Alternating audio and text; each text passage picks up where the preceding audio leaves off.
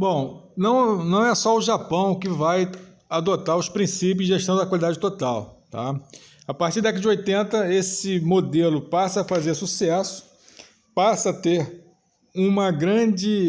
passa a demonstrar uma grande capacidade de produção, tá? Então, os modelos da Toyota, por exemplo, vão superar em muito os modelos norte-americanos.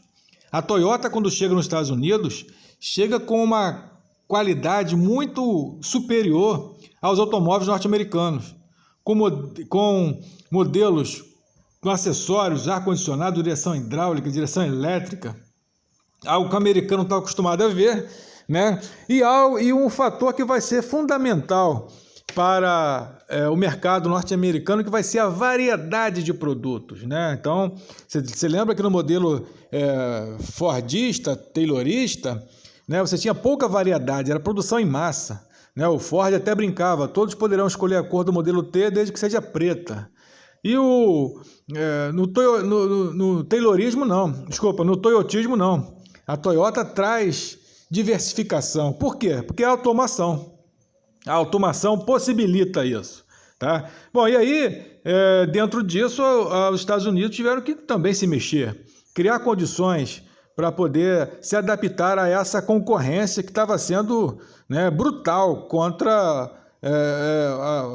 as fábricas japonesas, né? Por isso, também desenvolveram métodos voltados aí para a qualidade total, tá? Então, enriqueceram também o portfólio de soluções para a qualidade total, tá? Então, você tem aí uma das contribuições norte-americanas vai ser o downsizing, né? Por que o downsizing? Porque as empresas passaram a adotar também os princípios da automação.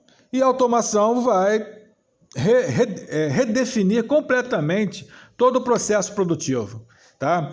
E a automação veio acompanhada, na próxima aula nós vamos ver, o sistema de informatização, né? O sistema de informatização passou a substituir muita mão de obra, não só no nível operacional, né, com a automação, tá? Com os robôs substituindo as pessoas, né, a mão de obra humana, mas também nos níveis intermediários, tá?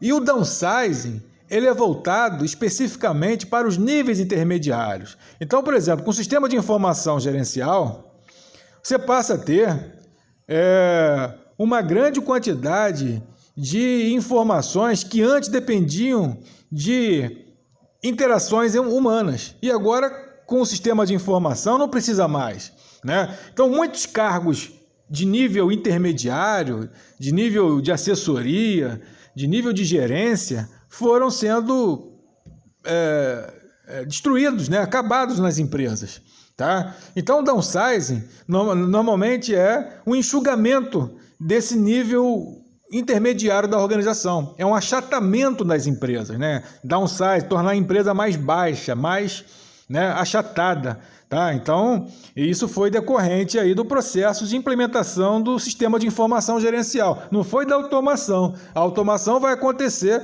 e isso vai afetar particularmente o setor operacional. Mas o downsizing, ele é um desdobramento, né, das tecnologias de sistema de informação das empresas, tá?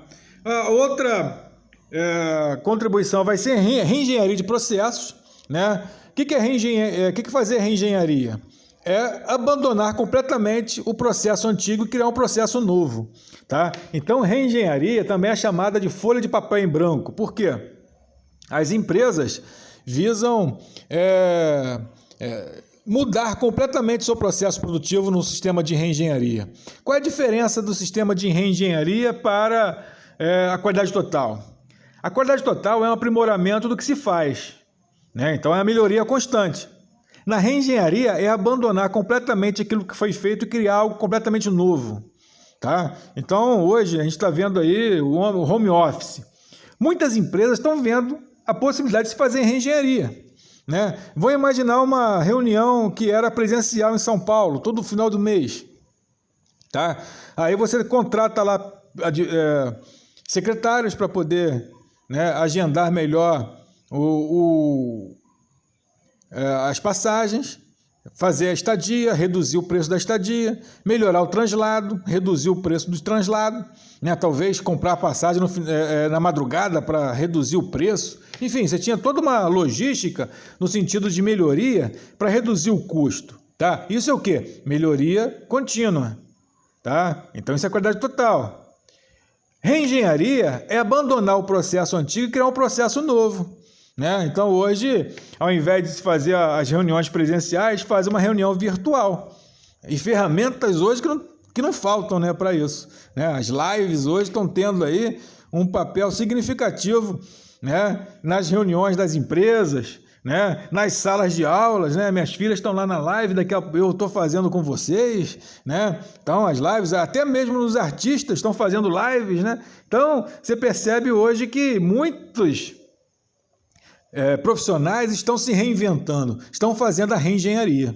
Né? Então, a reengenharia é você abandonar o processo antigo e criar um processo novo. Tá? E o benchmarking. O benchmarking vai ser uma contribuição também norte-americana no sentido de disponibilizar as informações. Tá?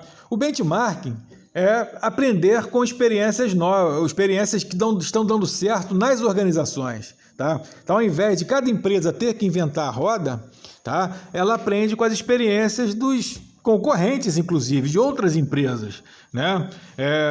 Tem aquele velho ditado que diz que inteligente é que aprende com os próprios erros, sábio é que aprende com os erros dos outros.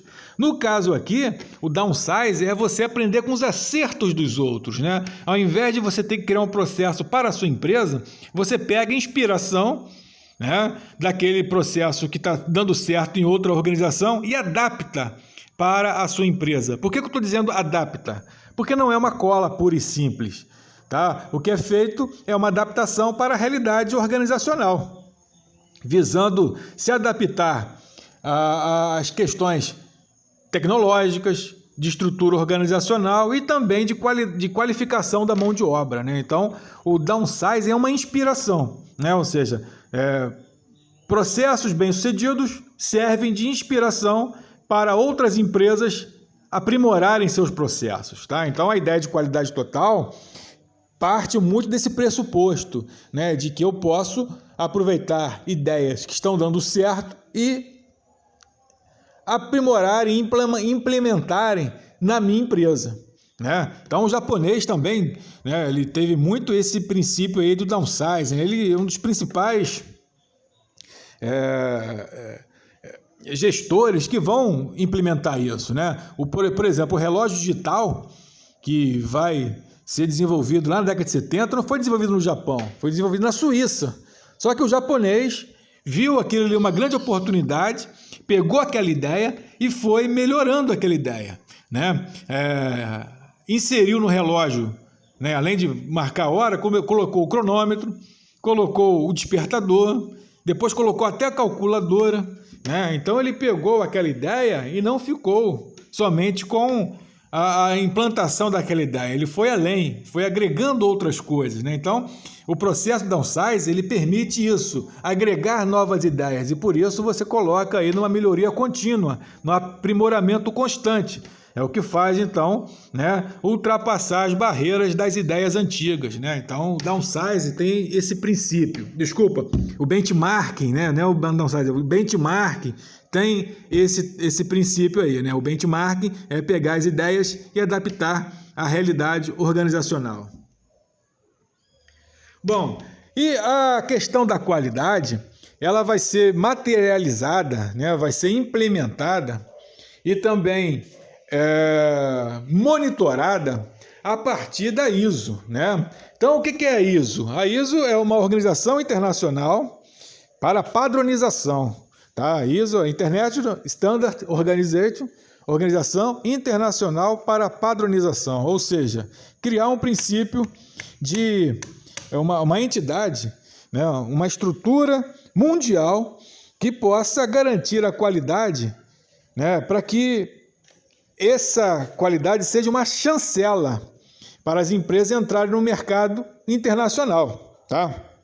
Então, né, a ISO ela passou a ser implantada na década de 90, né, 92 e com aprimoramento em 94.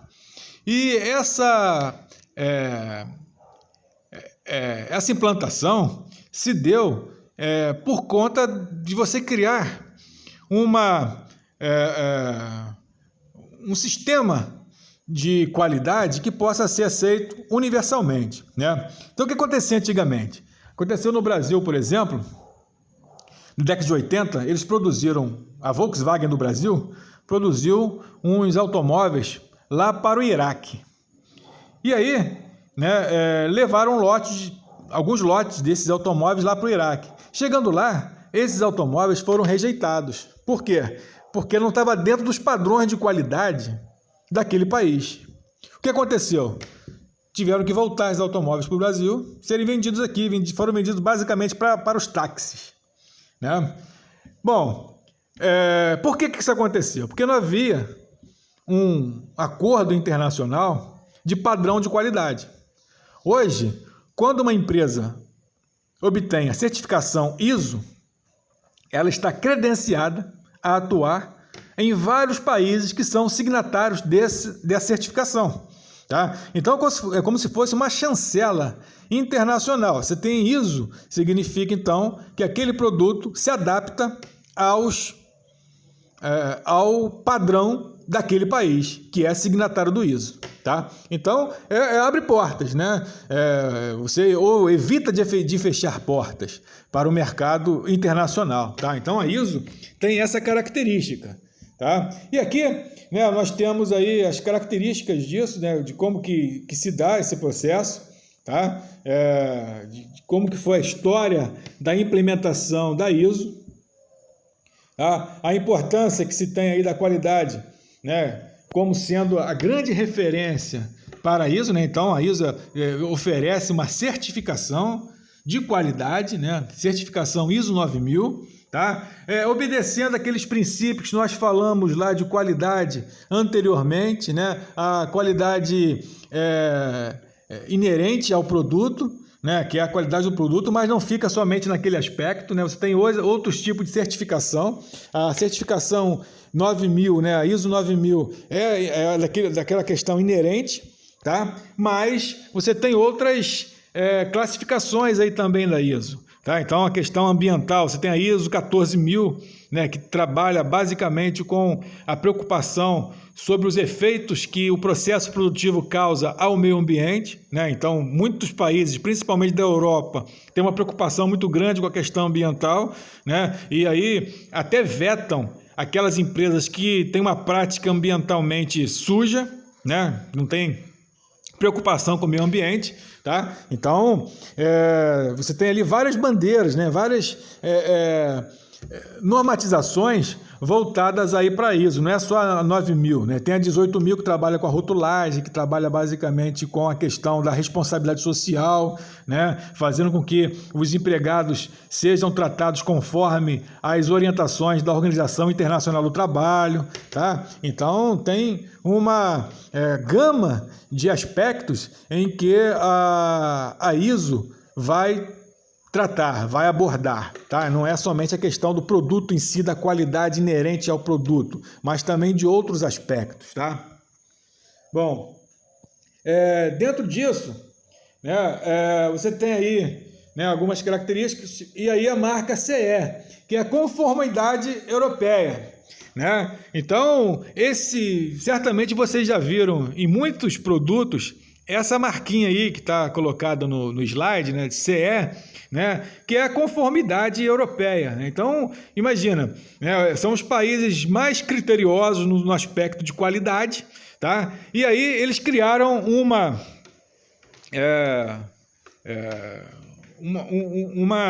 um padrão específico, né, de qualidade voltado para a região lá da Europa. Tá? E aí, certamente, aquela empresa que tem essa certificação tem que ter também, o pressuposto é a ISO 9000. Né? E depois, para aqueles países que vão vender para a Europa, vão ter que também obter essa certificação aí voltada para a Europa. Tá? E, né, você tem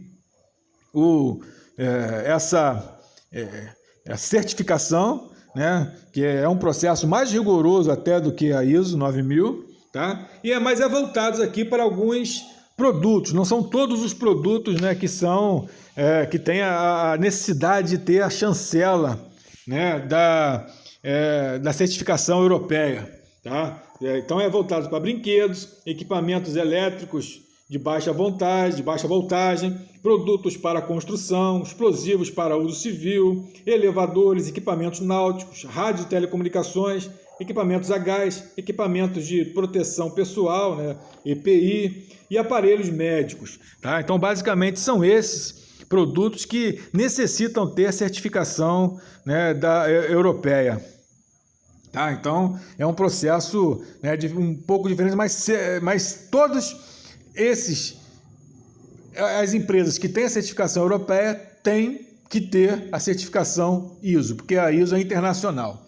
Tá? Então, por exemplo, você pode não ter a certificação europeia para entrar nos Estados Unidos, tá?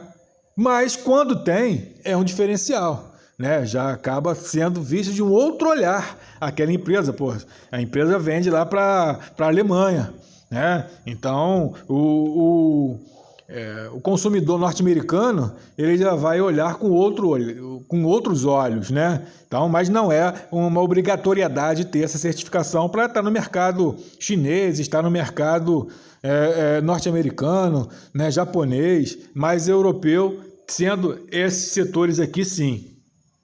Tá? Então, gente, essa foi aí a contribuição, né, do Japão. Né? Vocês percebam que ele muda bastante o paradigma, né? Passa agora a trabalhar, a ver o cliente de uma outra forma. O cliente é o principal ator para dar o feedback de melhorar o processo produtivo, né? Então, ouvir o cliente, dar foco no cliente, é trabalhar essencialmente a partir da qualidade. Tá? Então, as contribuições japonesas mudaram radicalmente o processo produtivo, né? Então você tinha, né, um divisor de águas, você tinha, né, toda a gestão da produção antes e depois das contribuições japonesas, que vão, né, ter uma relevância mundial na década de 80, principalmente quando a Toyota, a Nissan, a Sony vão produzir em território norte-americano. E a partir dali, aquilo que era o paradigma fordista, né, passa agora a ceder espaço para o paradigma toyotista, né? Ou seja, o sistema japonês de processo de produção. Tá? E aí, os impactos que isso trouxeram, a evolução que isso trouxe, as contribuições, por sua vez, norte-americanas também, né, chegando, né, aí no auge de se criar uma certificação internacional para a padronização. Tá certo? Então, um grande abraço, até a próxima.